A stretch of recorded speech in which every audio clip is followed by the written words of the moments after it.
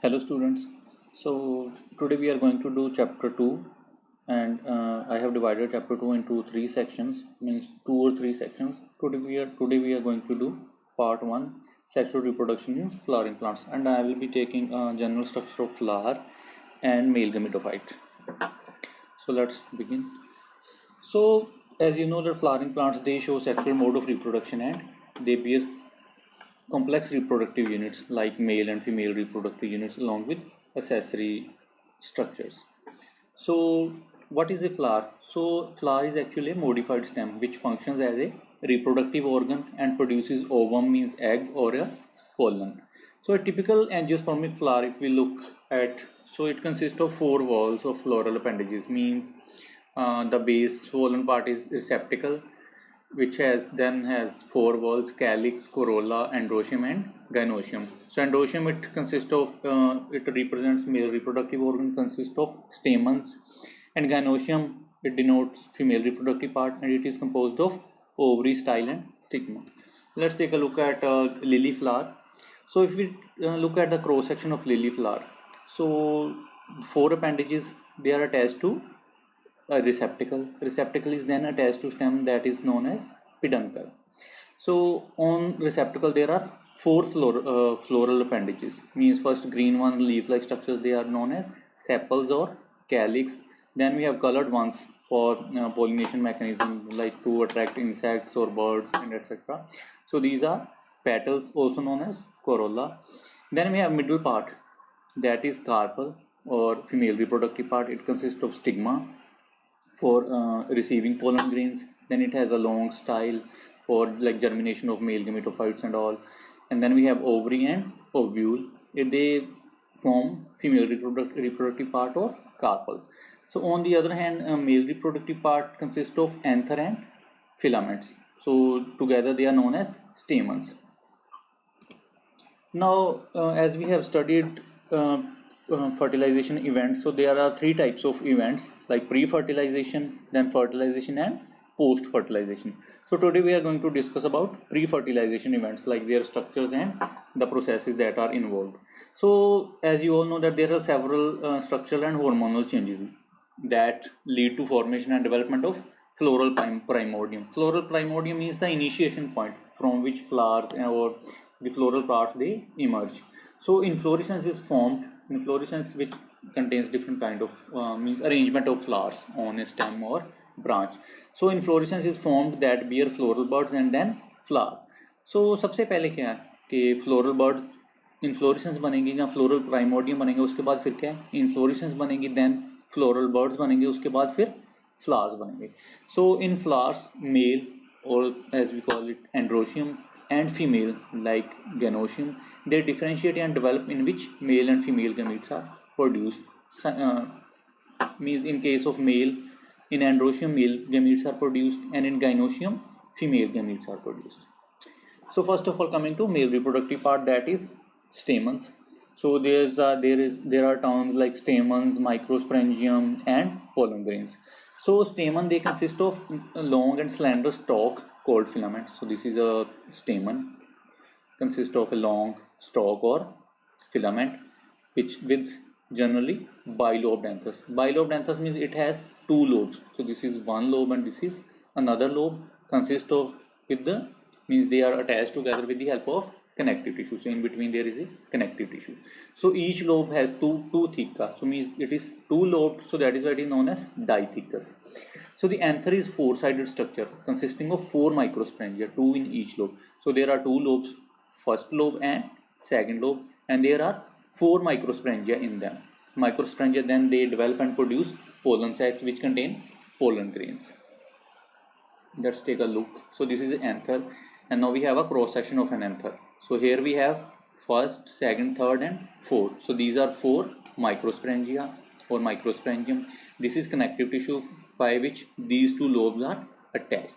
So the filament, it is attached on this part below this. So these pollen sacs or microsporangium, they have archisporal cells which give rise to pollen mother cells and then form pollen grains. So this is an immature structure of anther. So microsporangium, now coming to structure of microsporangium. So microsporangium is generally surrounded by four layered walls. These four layered walls. So this is anther, structure of anther. So now we are taking this part of anther. So it is generally surrounded by four layers. Four layers, namely epidermis, endothecium. Then we have middle layers and then tapetum layer. So epidermis, endothecium, middle layer and tapetum. So the tapetum, it is a nourishment layer, means it provides nourishment to developing pollen grains. I mean, this is the layer that provides food to developing pollen grains. Then we have sporogenous tissue. This is sporogenous tissue. These are compactly arranged homogeneous cells which are present at the center of each microsporangium. So हर एक microsporangium के क्या है, center में ये present होंगे sporogenous tissue. Then we have process called microsporogenesis. So microsporogenesis is the formation of and differentiation of microspores, that is pollen grains. So pollen grains, they are also known as microspores from microspore mother cells. Bireductional division is called microsporogenesis. So the cells of sporogenous tissues, they undergo meiotic division. Now take a look. So this is a pollen mother cell. So they undergo reductional divisions. So reductional divisions, they will go through meiosis. So after meiosis, they will form four cells which are held together in the form of a tetrad. So as the anther mature and dehydrate, the microspores, they dissociate and develop into pollen grains. So when they are attached, they are microspores, like four of them, they are attached together with their loose walls. And after, when they become mature and they become dehydrated, so they get separated from each other and form pollen grains. So these are separate pollen grains. So this is the process that takes place in here in sporogenous tissue. From sporogenous tissue forms pollen mother cells. From pollen mother cells become microspore tetrad or pollen tetrads by meiosis. So these are four microsporangia: 1, 2, 3 and 4. They are connected by a connective tissue. So when they become mature, the anther opens by, means it shows dehiscence by the wall, it becomes open. So this is a structure as we look into through a microscope. So this is a microscopic image of anther of a lily flower. So this is cross section of lily anther, which shows four anther sacs or pollen sacs or microsporangium.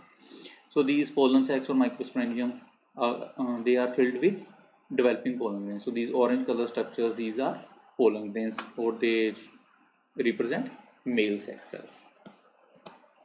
So now coming to structure of pollen grains. So pollen grains, they represent male gametophyte. So pollen grains, so this is a microscopic image of electron microscopic image of pollen grains. So pollen grains, they look like this, these spiny structures. So it has two layered wall. If we take a look at cross section of the pollen grain, so it has two layers, exine. So this outer brown colored layer is exine, and then it has thin layer internal. This is intine. So exine, it is made of a compound called sporopollenin. It is the most resistant organic matter known. So it can withstand high temperatures, strong acids and alkali, and no enzyme can degrade this substance, that is sporopollenin. Further to exine, we have a thin and continuous layer called intine. So it is made of cellulose and pectin. Now there are germ pores on these. If we take a look at this, so there are many germ pores. So take a look at this. So these are all germ pores. So these germ pores are the apertures where sporopollenin is absent, so that pollen, during germination, pollen tube comes out from these germ pores. Then we have plasma membrane. So plasma membrane is a thin layer that surrounds cytoplasm of pollen grain.